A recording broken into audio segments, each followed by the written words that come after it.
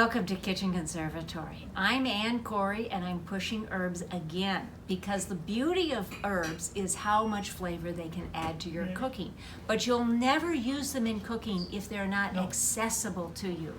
So my best recommendation if you want to add herbs to your cooking is to have the herbs as close to your kitchen door as you possibly can and still have good sunshine. If the herbs are too far away from your kitchen, you'll never use them for dinner because you want to cut the herbs right when you're ready to use them in cooking. And so that means accessibility to your kitchen is so important.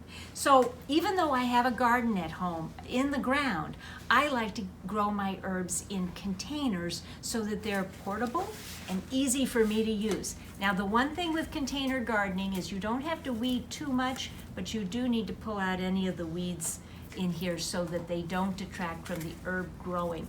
So herbs need plenty of sunshine, well-drained soil, which means they have to be in pots with holes in them so that the water runs through so they don't get wet feet. Herbs don't like to have wet feet.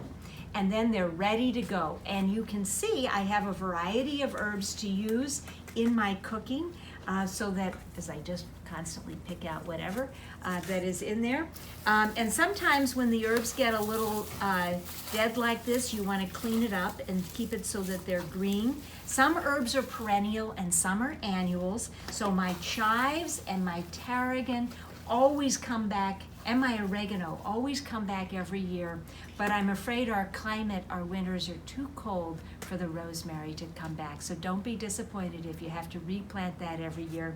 Basil freezes at 32 degrees, so as soon as your first frost comes, you'll lose the basil. So be sure to always pick all your basil before the first frost.